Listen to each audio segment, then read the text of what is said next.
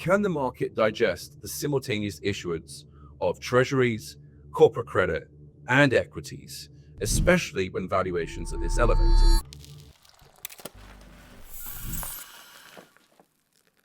So much for a quiet summer. We have obviously got a renewed flare up with the Middle East. We've also got the thick of earnings season now upon us, as well as ongoing uncertainty around the trajectory of the Fed, as well as the big question mark around hyperscalers and the broader equity supply dynamic. So a lot to unpack. And I would say on a positive front, the earnings season has obviously got off to a very good start. The banks have reported incredibly strong trading figures. We've also had a downside surprise on CPI, which removed some of the near-term threat around aggressive hikes from the Fed at the upcoming July meeting. But against that, I think we need to sort of think about the equity and the broader cross-asset supply dynamic over the coming months. That being said, really all eyes are going to be on the hyperscalers later this month. They're expected to grow earnings by around about 30% year on year. And there's still a two-way debate about what the capex trajectory is going to look like, whether it's going to accelerate and trees do indeed grow to the sky, or whether actually the market is going to gut check them and provide some degree of uncertainty. On that point, we really want to sort of expand on what the supply dynamic, not just within equities, looks like, but on a cross-asset basis. Because remember, net treasury issuance by the US government is ramping up as well. And of course, corporate credit issuance has exploded, partly as a function of what's happening within the hyperscalers. And at the same time, we're expected a record gross year of equity issuance too. And on a net issuance basis, once we start adjusting for things like lockup expiries from recent IPOs, we could be looking at the first ever positive net issuance in the United States for the entirety of 2026. So you put that all together and it raises a question about competition for capital. And what we mean by that is very simply, interest rates are no longer at the lower bound. So in this kind of interest rate environment, can the market digest the simultaneous issuance of treasuries, corporate credit, and equities, especially when valuations are this elevated? And I think that's an important question that's going to come up more and more as we move through the second half of the year, especially if the hyperscalers in this quarterly earnings commit to their capex forecasts for both 2026 and expectations for 2027. So from a holistic perspective, we as a team still slightly concerned about equities near term. That being said,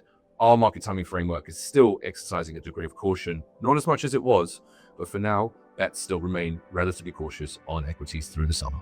That's your morning matcha with Alty. Good luck trading.